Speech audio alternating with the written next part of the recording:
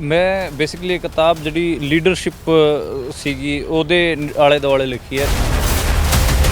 ਜੇ 32 ਇਹ ਸੀਗੇ ਤਾਂ ਇੱਕ ਧੜਾ ਜਨਤਾ ਵੀ ਸੀ, ਤਾਂ ਕੁੱਲ ਮਿਲਾ ਕੇ 33 ਸੀ। ਜਦੋਂ 33ਵਾਂ ਜਿਹੜਾ ਧੜਾ ਜਿਹੜੇ ਕਿ ਲੋਕ ਸੀਗੇ ਉਹ ਸਭ ਤੋਂ ਬੜਾ ਧੜਾ ਬਣ ਕੇ ਉੱਭਰਿਆ ਅਤੇ ਉਹਨੇ ਹੀ ਕਿਸਾਨੀ ਮੂਵਮੈਂਟ ਦੀ ਜਿਹੜੀ ਪੋਲਿਟਿਕਸ ਹੈ ਉਹਨੂੰ ਸਭ ਤੋਂ ਜ਼ਿਆਦਾ ਪ੍ਰਭਾਵਿਤ ਕੀਤਾ। ਪਹਿਲਾ ਪੁਆਇੰਟ ਤੁਸੀਂ ਲਿਆ ਕਿ ਜਨਤਾ ਦੀ ਸਰਕਾਰ ਪ੍ਰਤੀ ਕੀ ਸੋਚ ਸੀ, ਕਿਸਾਨ ਲੀਡਰਾਂ ਦੀ ਸਰਕਾਰ ਪ੍ਰਤੀ ਕੀ ਸੋਚ ਸੀ। ਤੀਸਰਾ ਤੁਸੀਂ ਲਿਆ ਕਿ ਜਨਤਾ ਦੀ ਕਿਸਾਨ ਲੀਡਰਾਂ ਪ੍ਰਤੀ ਕੀ ਸੋਚ ਸੀ। ਇੱਥੇ ਇੱਕ ਚੌਥਾ ਪੁਆਇੰਟ ਨਹੀਂ ਬਣਦਾ ਸੀ ਕਿ ਕਿਸਾਨ ਲੀਡਰ ਜਿਹੜੇ ਸੀ ਉਹ ਆਪਣੇ ਨਾਲ ਦੀ ਜਨਤਾ ਨੂੰ ਕਿਵੇਂ ਦੇਖ ਰਹੇ ਸੀ, ਕਿ ਉਹ ਆਪਣੀ ਹੀ ਪੋਲਿਟਿਕਸ ਕਰ ਰਹੇ ਸੀ। ਕੋਈ ਆਗੂ ਕਹਿ ਰਿਹਾ ਸੀਗਾ ਕਿ ਅਸੀਂ ਸ਼ੋਧ ਕਰ ਲਈਏ ਤਾਂ ਉਹਨੂੰ ਜਨਤਾ ਨਾਲ ਦੀ ਨਾਲ ਜਵਾਬ ਦੇ ਹੀ ਦਿੰਦੀ ਸੀ ਪੰਜਾਬ ਦੀ ਕਿ ਤੈਨੂੰ ਘੱਗਰ 'ਚ ਗੱਡ ਕੇ ਜਾਵਾਂਗੇ। ਸਿਰਫ ਜਿਹੜਾ ਨੁਕਤਾ ਉਹ ਰਹਿ ਗਿਆ, ਸਿਰਫ ਤਿੰਨੇ ਕਾਨੂੰਨਾਂ ਨੂੰ ਵਾਪਸ ਕਰਾਉਣ ਤੇ ਹੀ ਮੰਨ ਗਏ। ਹਾਲਾਂਕਿ ਉਹ ਵੀ ਵੱਡੀ ਜਿੱਤ ਹੈ, ਕਿਉਂਕਿ ਅੱਜ ਤੱਕ ਮੋਦੀ ਕਦੇ ਵੀ ਆਪਣੀ ਚੀਜ਼ ਤੋਂ ਪਿੱਛੇ ਨਹੀਂ ਹਟਿਆ ਸੀ ਤੇ ਉਹ ਉਸ ਨਾ ਝੁਕਣ ਵਾਲੀ ਤਾਕਤ ਨੂੰ ਕਿਸਾਨਾਂ ਨੇ ਝੁਕਾ ਲਿਆ। ਕਿਸਾਨੀ ਅੰਦੋਲਨ ਜਿਸ ਦੀ ਗੂੰਜ ਵਿਦੇਸ਼ਾਂ ਤੱਕ ਪਹੁੰਚੀ ਸੀ, ਅੱਜ ਇਹ ਨਾਮ ਇੱਕ ਵਾਰ ਫਿਰ ਤੋਂ ਸਾਹਮਣੇ ਆਇਆ ਹੈ, ਜਿਸ ਦਾ ਕਾਰਨ ਨੇ ਮਨਦੀਪ ਪੁਨੀਆ। ਇਹਨਾਂ ਦੇ ਵੱਲੋਂ ਇੱਕ ਕਿਤਾਬ ਲਿਖੀ ਗਈ ਹੈ ਉਸ ਪੂਰੇ ਅੰਦੋਲਨ ਨੂੰ ਲੈ ਕੇ। ਪਹਿਲਾਂ ਤਾਂ ਬਹੁਤ ਮੁਬਾਰਕਾਂ ਮਨਦੀਪ, ਜੋ ਤੁਸੀਂ ਕਿਤਾਬ ਲਿਖੀ ਹੈ। ਕਿਤਾਬ ਦੇ ਵਿੱਚ ਹਾਲਾਂਕਿ ਮੈਂ ਪੂਰੀ ਕਿਤਾਬ ਪੜ੍ਹੀ ਨਹੀਂ, ਪਰ ਜਿੰਨਾ ਕੁ ਮੈਂ ਡਿਸਕਸ਼ਨ ਤੋਂ ਸੁਣਿਆ ਹੈ, ਕਿਤਾਬ ਨੂੰ ਲੈ ਕੇ ਕਈ ਸਵਾਲ ਵੀ ਖੜੇ ਕੀਤੇ ਗਏ ਕਿ ਹਰ ਇੱਕ ਪਹਿਲੂ ਸ਼ਾਇਦ ਨਹੀਂ ਕਵਰ ਕੀਤਾ ਗਿਆ। ਬਤੌਰ ਪੱਤਰਕਾਰ ਇਹ ਸਮਝ ਸਕਦੇ ਹਾਂ ਅਸੀਂ ਕਿ ਸ਼ਾਇਦ ਅਸੀਂ ਹਰ ਪਹਿਲੂ ਕਵਰ ਵੀ ਨਹੀਂ ਕਰ ਪਾਉਂਦੇ, ਪਰ ਫਿਰ ਵੀ ਤੁਸੀਂ ਆਪਦੀ ਬੁੱਕ ਲਿਖਣ ਤੋਂ ਬਾਅਦ ਬੁੱਕ ਪੜ੍ਹੀ ਹੋਏਗੀ, ਤੁਹਾਨੂੰ ਕੁਝ ਲੱਗਿਆ ਹੋਏ ਕਿ ਮੇਜਰ ਪੁਆਇੰਟ ਜਿਹੜਾ ਮਿਸਿੰਗ ਰਹਿ ਗਿਆ, ਜਿਹੜਾ ਲਿਖਣਾ ਜ਼ਰੂਰੀ ਸੀ। ਨਹੀਂ, ਮੈਂ ਬੇਸਿਕਲੀ ਇਹ ਕਿਤਾਬ ਜਿਹੜੀ ਲੀਡਰਸ਼ਿਪ ਸੀਗੀ ਉਹਦੇ ਆਲੇ ਦੁਆਲੇ ਲਿਖੀ ਹੈ ਅਤੇ ਮਤਲਬ ਜਿਹੜੀ ਪੋਲੀਟੀਕਲ ਪੋਜੀਸ਼ਨਸ ਜਿਹੜੇ ਆਪਣੇ ਕਿਸਾਨ ਆਗੂ ਲੈ ਰਹੇ ਸੀ ਉਹਨਾਂ ਦੇ ਆਲੇ ਦੁਆਲੇ, ਅਤੇ ਜਿਹੜੀ ਰਣਨੀਤਿਕ ਫੈਸਲੇ ਅਤੇ ਮੀਟਿੰਗਾਂ ਉਹਨਾਂ ਦੀ ਹੋਈਆਂ ਉਹਨਾਂ ਬਾਰੇ ਲਿਖੀ ਹੈ ਮੈਂ ਜ਼ਿਆਦਾ। ਮਤਲਬ ਉਹਦੇ 'ਚ ਮੇਰੀ ਕਿਤਾਬ 'ਚ ਸ਼ਾਇਦ ਜਿਹੜਾ ਲੋਕਾਂ ਨੇ ਸੇਵਾ ਭਾਵ ਨਾਲ ਜਿਹੜਾ ਕੰਮ ਕੀਤਾ ਜਾਂ ਫਿਰ ਹੋਰ ਡੋਨੇਸ਼ਨ ਵਗੈਰਾ ਜਾਂ ਹੋਰ ਚੀਜ਼ਾਂ ਨੇ ਉਹਨਾਂ ਬਾਰੇ ਰਹਿ ਗਿਆ ਹੋਵੇਗਾ, ਲੇਕਿਨ ਜਿਹੜੀ ਕਿਸਾਨ ਅੰਦੋਲਨ ਦੀ ਪੋਲਿਟਿਕਸ ਆ ਉਹ ਸਾਰੀ ਮੇਰੀ ਕਿਤਾਬ 'ਚ ਹੈਗੀ ਆ। ਅੱਛਾ, ਜਿੱਤ ਦਾ ਸਿਹਰਾ ਬੇਸਿਕਲੀ ਕਿਸਾਨੀ ਅੰਦੋਲਨ ਦੀ ਜਿੱਤ ਦਾ ਸਿਹਰਾ ਕੀ ਅਸੀਂ ਉਹ 32 ਕਿਸਾਨ ਜਥੇਬੰਦੀਆਂ ਨੂੰ ਤੁਸੀਂ ਦੇ ਰਹੇ ਹੋ, ਜਾਂ ਤਮਾਮ ਉਹ ਲੋਕਾਂ ਦੀ ਭੀੜ ਜਿਹੜੇ ਚਾਹੇ ਮਜ਼ਦੂਰ ਸੀ, ਚਾਹੇ ਮਹਿਲਾਵਾਂ ਸੀ, ਹਰ ਇੱਕ ਬੱਚੇ ਸੀ, ਹਰ ਇੱਕ ਵਰਗ ਉੱਥੇ ਇਕੱਠਾ ਸੀ? ਦੇਖੋ, ਮਤਲਬ ਇਸ ਕਿਤਾਬ 'ਚ ਮਤਲਬ ਹੁੰਦਾ ਕੀ ਹੈ ਕਿ ਕੋਈ ਵੀ ਅੰਦੋਲਨ ਚੱਲਦਾ ਹੈ ਤਾਂ ਮਤਲਬ ਉਹਦੇ 'ਚ ਕੁਝ ਕਲਟ ਫਿਗਰ ਬਣ ਜਾਂਦੇ ਨੇ, ਕੁਝ ਲੀਡਰਾਂ ਨੂੰ ਆਪਾਂ ਜਾਣਦੇ ਹਾਂ ਅਤੇ ਆਪਾਂ ਇਹੀ ਕਹਿੰਦੇ ਹਾਂ ਕਿ ਜਿਹੜਾ ਅੰਦੋਲਨ ਹੈ ਉਹ ਇਹਨਾਂ ਲੀਡਰਾਂ ਕਰਕੇ ਜਿੱਤਿਆ ਗਿਆ। ਪਰ ਮੈਨੂੰ ਇਹ ਲੱਗਦਾ ਹੈ ਕਿ ਜਿਹੜਾ ਰੋਲ ਹੁੰਦਾ ਨਾ ਜਨਤਾ ਦਾ, ਉਹ ਮਿਸਿੰਗ ਹੋ ਜਾਂਦਾ। ਇਸ ਕਿਤਾਬ 'ਚ ਮੈਂ ਕੋਸ਼ਿਸ਼ ਕੀਤੀ ਹੈ ਕਿ ਜਿਹੜਾ ਜਨਤਾ ਦਾ ਆਪਣੇ ਆਗੂਆਂ ਨਾਲ ਡਾਇਲੋਗ ਸੀਗਾ ਉਹ ਵੀ ਲਿਖਾਂ ਮੈਂ, ਕਿ ਜਨਤਾ ਕੀ ਚਾਹੁੰਦੀ ਸੀਗੀ ਅਤੇ ਆਪਣੇ ਆਗੂਆਂ ਨੂੰ ਉਹ ਕੋਈ ਕਾਲ ਦਿਵਾਣੀ ਹੁੰਦੀ ਹੈ ਜਾਂ ਫਿਰ ਕੋਈ ਜਦੋਂ ਉਹ ਸਮਝੌਤੇ ਦੀ ਗੱਲ ਕਰ ਰਹੇ ਸੀ ਆਗੂ, ਅਤੇ ਉਹਨਾਂ ਨੂੰ ਪਿੱਛੇ ਕਿਵੇਂ ਖਿੱਚਿਆ ਜਨਤਾ ਨੇ, ਅਤੇ ਉਹ ਜਿਹੜਾ ਜਨਤਾ ਦਾ ਰੋਲ ਹੈ ਉਹ ਵੀ ਮੈਂ ਲਿਖਿਆ। ਅਤੇ ਮੈਨੂੰ ਲੱਗਦਾ ਕਿ ਜੇ 32 ਇਹ ਸੀਗੇ ਤਾਂ ਇੱਕ ਧੜਾ ਜਨਤਾ ਵੀ ਸੀ, ਤਾਂ ਕੁੱਲ ਮਿਲਾ ਕੇ 33 ਸੀ। ਜਦੋਂ 33ਵਾਂ ਜਿਹੜਾ ਧੜਾ ਜਿਹੜੇ ਕਿ ਲੋਕ ਸੀਗੇ ਉਹ ਸਭ ਤੋਂ ਬੜਾ ਧੜਾ ਬਣ ਕੇ ਉੱਭਰਿਆ ਅਤੇ ਉਹਨੇ ਹੀ ਕਿਸਾਨੀ ਮੂਵਮੈਂਟ ਦੀ ਜਿਹੜੀ ਪੋਲਿਟਿਕਸ ਹੈ ਉਹਨੂੰ ਸਭ ਤੋਂ ਜ਼ਿਆਦਾ ਪ੍ਰਭਾਵਿਤ ਕੀਤਾ। ਤੁਸੀਂ ਜ਼ਿਕਰ ਕੀਤਾ 3 ਪੁਆਇੰਟਸ ਦਾ ਕਿ ਇਸ ਬੁੱਕ ਦੇ ਵਿੱਚ ਪਹਿਲਾ ਪੁਆਇੰਟ ਤੁਸੀਂ ਲਿਆ ਕਿ ਜਨਤਾ ਦੀ ਸਰਕਾਰ ਪ੍ਰਤੀ ਕੀ ਸੋਚ ਸੀ, ਕਿਸਾਨ ਲੀਡਰਾਂ ਦੀ ਸਰਕਾਰ ਪ੍ਰਤੀ ਕੀ ਸੋਚ ਸੀ। ਤੀਸਰਾ ਤੁਸੀਂ ਲਿਆ ਕਿ ਜਨਤਾ ਦੀ ਕਿਸਾਨ ਲੀਡਰਾਂ ਪ੍ਰਤੀ ਕੀ ਸੋਚ ਸੀ। ਇੱਥੇ ਇੱਕ ਚੌਥਾ ਪੁਆਇੰਟ ਨਹੀਂ ਬਣਦਾ ਸੀ ਕਿ ਕਿਸਾਨ ਲੀਡਰ ਜਿਹੜੇ ਸੀ ਉਹ ਆਪਣੇ ਨਾਲ ਦੀ ਜਨਤਾ ਨੂੰ ਕਿਵੇਂ ਦੇਖ ਰਹੇ ਸੀ, ਕਿ ਉਹ ਆਪਣੀ ਹੀ ਪੋਲਿਟਿਕਸ ਕਰ ਰਹੇ ਸੀ। ਨਹੀਂ, ਉਹ ਇੰਟਰੈਕਸ਼ਨ ਦੋ ਤਰਫਾ ਹੀ ਹੁੰਦੀ ਹੈ, ਤਾਂ ਮੈਂ ਉਹਨੂੰ ਇੰਟਰੈਕਸ਼ਨ ਕਿਹਾ ਕਿ ਜਨਤਾ ਦੀ ਅਤੇ ਆਗੂਆਂ ਦੀ ਕੀ ਇੰਟਰੈਕਸ਼ਨ ਹੋ ਰਹੀ ਸੀ। ਮਤਲਬ ਜੇ ਕੋਈ ਆਗੂ ਕਹਿ ਰਿਹਾ ਸੀਗਾ ਕਿ ਅਸੀਂ ਸ਼ੋਧ ਕਰ ਲਈਏ ਤਾਂ ਉਹਨੂੰ ਜਨਤਾ ਨਾਲ ਦੀ ਨਾਲ ਜਵਾਬ ਦੇ ਹੀ ਦਿੰਦੀ ਸੀ ਪੰਜਾਬ ਦੀ ਕਿ ਤੈਨੂੰ ਘੱਗਰ 'ਚ ਗੱਡ ਕੇ ਜਾਵਾਂਗੇ, ਅਤੇ ਉਹ ਮੈਨੂੰ ਲੱਗਦਾ ਕਿ ਉਹ ਇੰਟਰੈਕਸ਼ਨ ਵੀ ਮੇਰੀ ਕਿਤਾਬ 'ਚ ਆਈ ਹੈ। ਅਤੇ ਮਤਲਬ ਜਿਹੜੇ ਆਗੂ ਸੀਗੇ ਉਹ ਜਨਤਾ ਬਾਰੇ ਕੀ ਸੋਚ ਰਹੇ ਸੀ ਉਹ ਵੀ ਮੈਂ ਲਿਖਿਆ, ਅਤੇ ਉਹ ਇੰਟਰੈਕਸ਼ਨ ਦੋ ਤਰਫਾ ਹੀ ਹੁੰਦੀ ਹੈ। ਮਤਲਬ ਜੇ ਉਹ ਕੋਈ ਸਟੈਂਡ ਲੈ ਰਹੇ ਨੇ ਕਿ ਨਹੀਂ ਆਪਾਂ ਨੂੰ ਅੰਦੋਲਨ ਐ ਚੱਲਣਾ ਚਾਹੀਦਾ, ਜਨਤਾ ਕਹਿ ਰਹੀ ਹੈ ਕਿ ਨਹੀਂ ਆਪਾਂ ਨੂੰ ਬੈਰੀਕੇਡ ਤੋੜ ਕੇ ਅੱਗੇ ਜਾਣਾ ਚਾਹੀਦਾ, ਅਤੇ ਉਹ ਫਿਰ ਉਹ ਦਿਖਦਾ ਹੀ ਹੈ ਜਦੋਂ ਤੁਸੀਂ ਈਵੈਂਟ ਨੂੰ ਜਾਂ ਇਨਸੀਡੈਂਟ ਨੂੰ ਲਿਖਦੇ ਹੋ ਤਾਂ ਉਹ ਦਿਖਦਾ ਹੈ। ਅੱਛਾ ਮਨਦੀਪ, ਅਸੀਂ ਦੇਖ ਰਹੇ ਹਾਂ ਕਿ ਜਿਵੇਂ ਬੁੱਕ ਦਾ ਤੁਸੀਂ ਜ਼ਿਕਰ ਕੀਤਾ ਹੈ, ਇਸ ਬੁੱਕ ਦੇ ਵਿੱਚ ਕਿਸਾਨਾਂ ਦੀ ਅਤੇ ਤੁਸੀਂ ਸਰਕਾਰ ਦੀ ਟੱਕਰ ਤਾਂ ਦਿਖਾਈ ਹੈ, ਉੱਥੇ ਇੱਕ ਸ਼ਾਇਦ ਅਹਿਮ ਕਿਰਦਾਰ ਪੱਤਰਕਾਰਾਂ ਨੇ ਵੀ ਨਿਭਾਇਆ, ਚਾਹੇ ਫਿਰ ਉਹ ਗੋਦੀ ਮੀਡੀਆ ਦੇ ਉੱਥੇ ਨਾਅਰੇ ਲੱਗੇ ਜਾਂ ਫਿਰ ਸਟੇਟ ਦੀ ਜਿਹੜੀ ਪ੍ਰੈਸ ਸੀਗੀ ਉਹਨੂੰ ਸਨਮਾਨਿਤ ਤੱਕ ਕੀਤਾ ਗਿਆ ਕਿ ਇਹਨਾਂ ਨੇ ਯੋਗਦਾਨ ਅੱਛਾ ਪਾਇਆ ਹੈ। ਇੱਕ ਇਨਕਲਾਬ ਦੀ ਤੁਸੀਂ ਗੱਲ ਕੀਤੀ ਆਪਣੀ ਕਿਤਾਬ ਦੇ ਵਿੱਚ, ਮੈਂ ਉਹ ਇਨਕਲਾਬ ਬਤੌਰ ਪੱਤਰਕਾਰ ਮਨਦੀਪ ਨੇ ਕੀ ਹੀ ਇਨਕਲਾਬ ਦੇਖਣਾ ਚਾਹਿਆ, ਜਾਂ ਜਿਹੜਾ ਇਨਕਲਾਬ ਹਾਲੇ ਵੀ ਅਧੂਰਾ ਹੈ?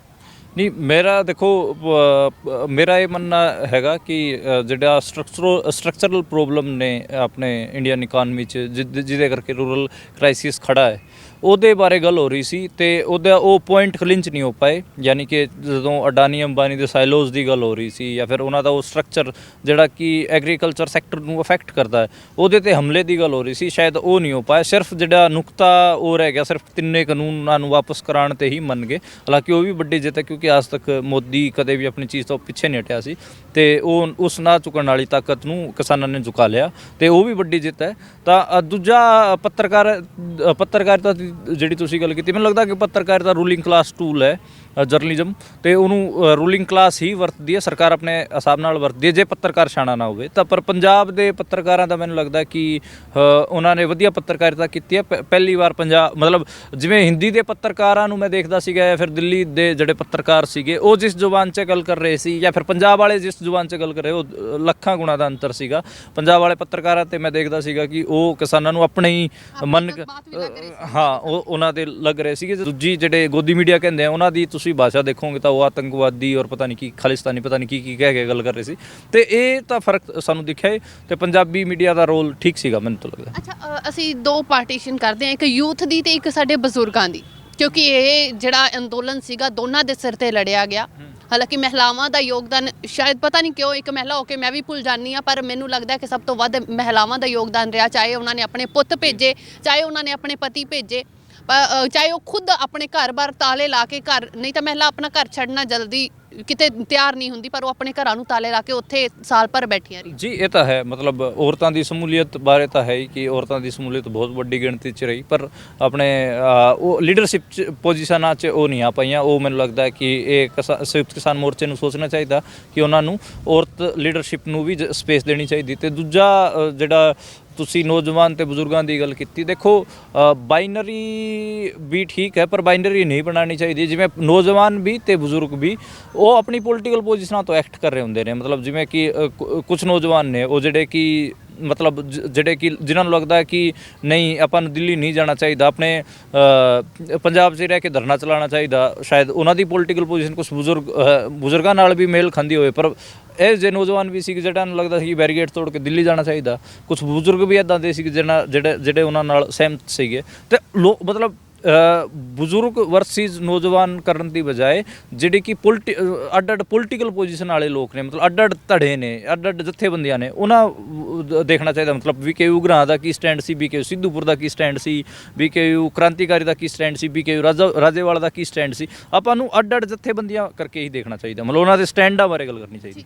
ਅੱਛਾ, ਅਸੀਂ ਜਥੇਬੰਦੀਆਂ ਦਾ ਜਿਵੇਂ ਜ਼ਿਕਰ ਕਰ ਰਹੇ ਹਾਂ, ਕਿਸਾਨੀ ਅੰਦੋਲਨ ਦੇ ਵਿੱਚ ਇੱਕ ਸਭ ਤੋਂ ਵੱਡੀ ਆਵਾਜ਼ ਚਾਹੇ ਫਿਰ ਉਹ ਪੋਲੀਟੀਕਲ ਪਾਰਟੀਆਂ ਹੀ ਚੱਕਦੀਆਂ ਰਹੀਆਂ, ਜਿਹੜੇ ਫੰਡ ਕਿੱਥੋਂ ਆਉਂਦੇ ਨੇ, ਉਹਨਾਂ ਫੰਡਾਂ ਦਾ ਜਵਾਬ ਜਿਹੜਾ ਹੈ ਅੰਦੋਲਨ ਖਤਮ ਹੋਣ ਤੋਂ ਬਾਅਦ ਜਨਤਾ ਨੇ ਵੀ ਮੰਗਿਆ ਕਿਸਾਨ ਆਗੂਆਂ ਤੋਂ ਕਿ ਫੰਡ ਕਿੱਥੇ ਗਏ, ਕਿਉਂਕਿ ਆਫਕੋਰਸ ਫੰਡ ਆ ਰਹੇ ਸੀ ਤਾਂ ਹੀ ਉੱਥੇ ਅੰਦੋਲਨ ਇੰਨਾ ਲੰਮਾ ਸਮਾਂ ਚੱਲ ਪਿਆ। ਇਹ ਦੇਖੋ ਮਤਲਬ ਫੰਡਾਂ ਬਾਰੇ ਤਾਂ ਗੱਲ ਹੋਈ ਲਗਾਤਾਰ, ਮਤਲਬ ਹਾਲਾਂਕਿ ਕੱਚਾ ਪੱਕਾ ਇਹਨਾਂ ਨੇ ਹਿਸਾਬ ਦੇਣ ਦੀ ਕੋਸ਼ਿਸ਼ ਕੀਤੀ ਹੈ, ਪਰ ਰੋਲੇ ਪਏ ਹੋਏ ਨੇ ਜਥੇਬੰਦੀਆਂ 'ਚ, ਤੁਹਾਨੂੰ ਪਤਾ ਹੀ ਹੈ ਕਈ ਜਥੇਬੰਦੀਆਂ ਟੁੱਟ ਵੀ ਗਈਆਂ ਨੇ। ਅਤੇ ਅੱਜ ਕੱਲ੍ਹ SKM ਵੀ 3 ਨੇ, ਇੱਕ ਤਾਂ ਡੱਲੇਵਾਲ ਹੋਰਾਂ ਵਾਲਾ ਹੈ, ਇੱਕ ਜਿਹੜਾ ਦਰਸ਼ਨਪਾਲ ਹੋ ਰਿਹਾ ਇਹਨਾਂ ਉਗਰਾਹਾਂ ਹੋਰਾਂ ਵਾਲਾ ਹੈ, ਅਤੇ ਇੱਕ ਰਾਜੇਵਾਲ ਹੋਰਾਂ ਵਾਲਾ ਹੈ, ਤੇ 3 SKM ਬਣ ਗਏ। ਤਾਂ ਉਹ ਤਾਂ ਫੁੱਟ ਵੀ ਉਸੇ ਕਰਕੇ ਪਈ ਹੈ ਕਿ ਕਿਤੇ ਨਾ ਕਿਤੇ ਟਰਾਂਸਪੇਰੈਂਸੀ ਦੀ ਘਾਟ ਰਹੀ ਤੇ ਇਹ ਆਪਣੇ ਮੁੱਦਿਆਂ ਨੂੰ ਇਕੱਠੇ ਬਹਿ ਕੇ ਰਿਜ਼ੋਲਵ ਨਹੀਂ ਕਰ ਪਾਏ। ਅਸੀਂ ਲੀਡਰਾਂ ਦੀ ਗੱਲ ਕਰ ਰਹੇ ਹਾਂ, ਲਾਸਟ ਸਵਾਲ ਹੈ ਮੇਰਾ ਮਨਦੀਪ ਜੀ, ਚਾਹੇ ਫਿਰ ਉਹ ਕਿਸਾਨ ਲੀਡਰ ਰਹੇ ਜਾਂ ਫਿਰ ਯੂਥ ਦੇ ਲੀਡਰ ਰਹੇ, ਲੱਖੇ ਸਿਧਾਣੇ ਵਰਗੇ ਰਹੇ, ਦੀਪ ਸਿੱਧੂ ਵਰਗੇ ਰਹੇ, ਦੀਪ ਸਿੱਧੂ ਦੇ ਤੁਸੀਂ ਕਿਰਦਾਰ ਨੂੰ ਕਿਵੇਂ ਸਮਝਦੇ ਹੋ? ਕਿਉਂਕਿ ਕਿਹਾ ਜਾ ਰਿਹਾ ਕਿ 26 ਜਨਵਰੀ ਦੀ ਜਿਹੜੀ ਹਿੰਸਾ ਹੁੰਦੀ ਹੈ ਉਸ ਤੋਂ ਬਾਅਦ